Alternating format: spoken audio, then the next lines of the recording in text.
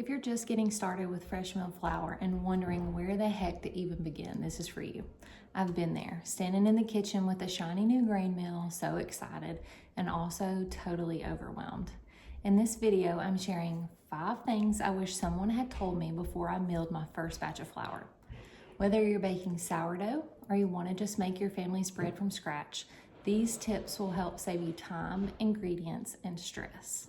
We'll talk grains, storage, and conversions, and the mindset shift that made the biggest difference for me. Let's get into it.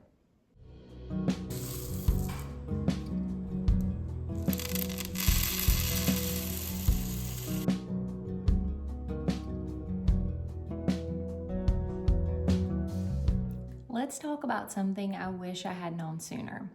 You cannot treat fresh milled flour like store-bought.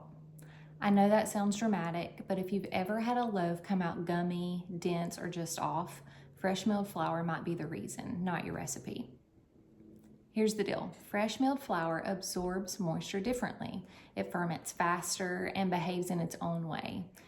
I learned this the hard way. I tried one of my favorite sandwich bread recipes, something I had made dozens of times with all-purpose flour, and it was a disaster with fresh milled.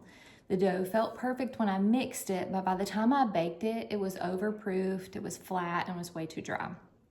Once I understood how fresh milled flour works, adding extra hydration, shortening the fermentation time, and knowing how to adapt recipes, everything changed. That's exactly why I created my free 5-day fresh milled flour quick start guide. It walks you through how to get started without wasting ingredients and feeling overwhelmed.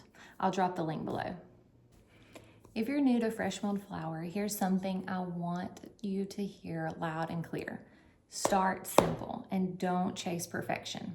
You do not need 12 recipes, 5 grains, and perfectly dialed in system on day one. That's honestly the fastest way to feel overwhelmed and quit.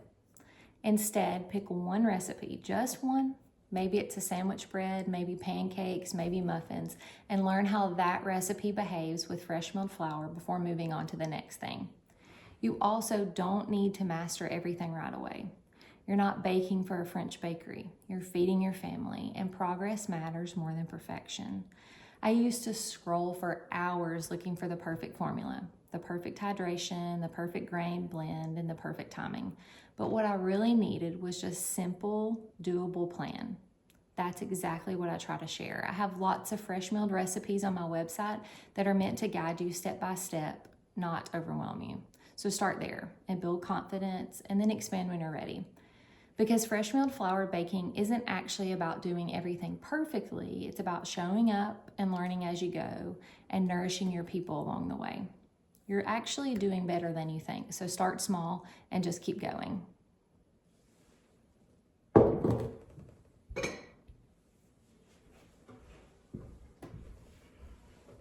Let's talk about something that can make or break your success with fresh milled sourdough, the grain that you choose.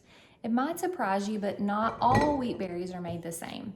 And if you've ever followed a recipe to a T and still ended up with dough that felt too sticky, too dry, or just off, this could be why.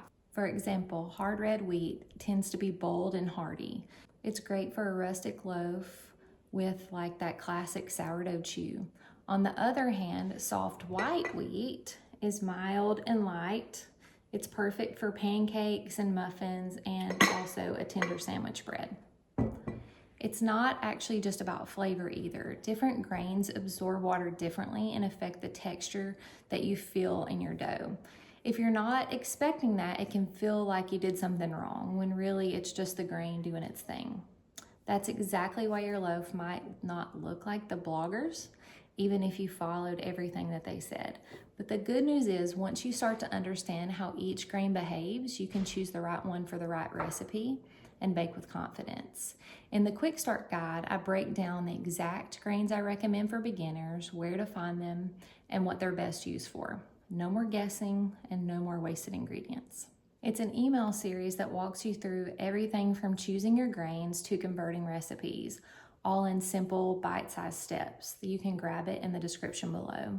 And if you're wondering how to set up and use your Nutri-Mill Classic Grain Mill, You'll want to watch the next video where I show you exactly how to set it up properly and mill your first run of fresh milled flour.